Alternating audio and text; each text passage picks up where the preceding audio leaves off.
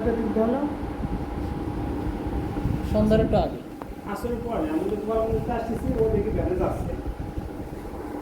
গুণাপাড়ার জায়গায় জিজ্ঞেস করলাম কই যাস যাচ্ছি বন্ধু বান্ধব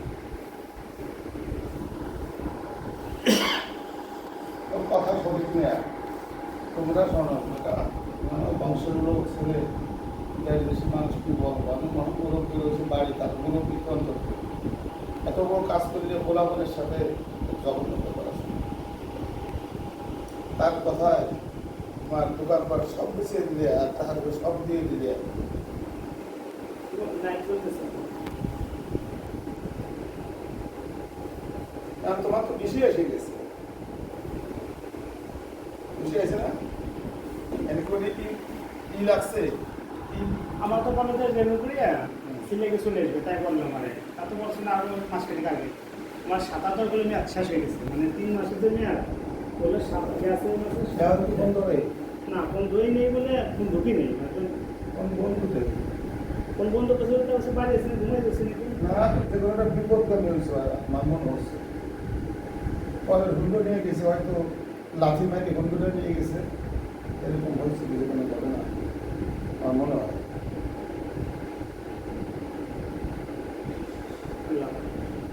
বর্তমানে তো দেশের অবস্থা ভালো লাগলো না আর কত বড় সাহস অবচ্ছিন্ন জায়গা সেখানে কি হয় না হয় ফেল চলে গেছে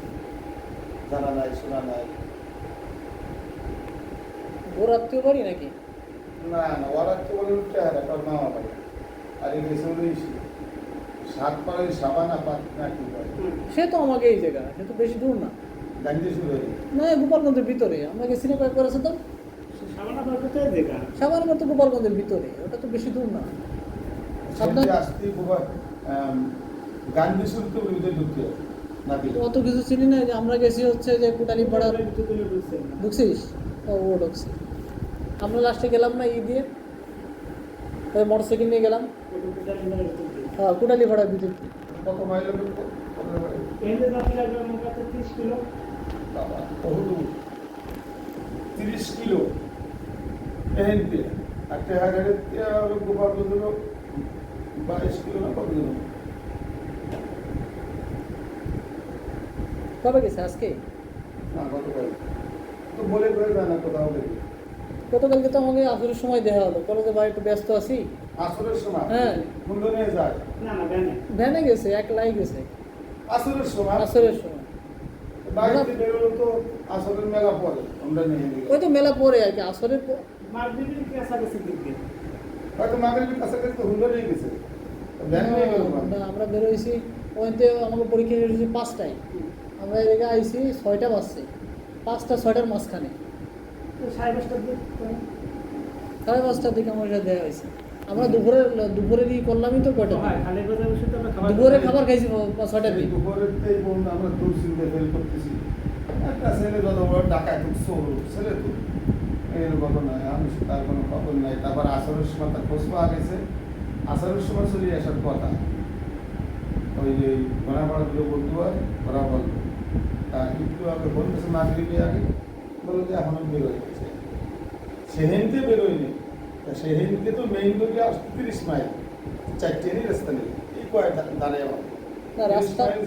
রাস্তা বেশি ভালো না এটা জানি রাস্তার ভিতরে ভাঙাচোরা রাস্তা দিনের জন্য ঠিক আছে কিন্তু রাত্রের জন্য ঠিক নাই আমি তো ফোন দিলাম সজীবের ফোন দিলাম হুসেনের ফোন দিলাম ধরো ফোন ঢুকে তারা ফোন দিছি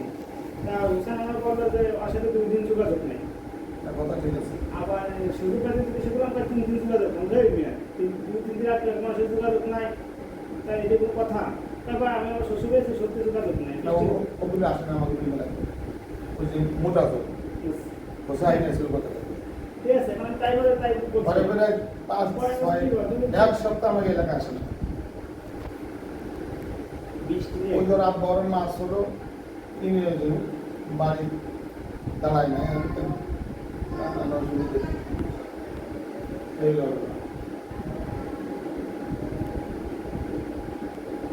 কোনটা দিয়ে দেবো কি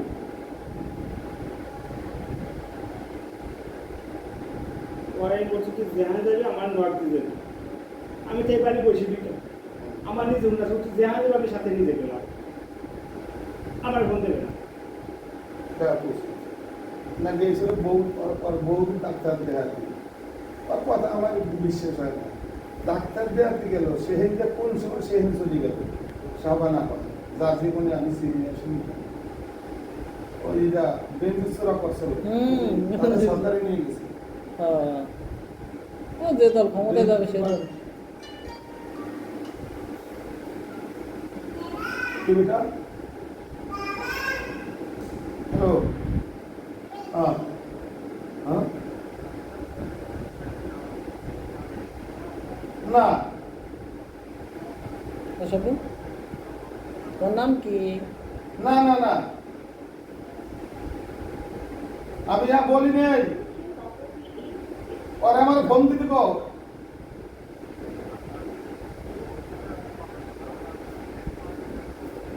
যাই যাই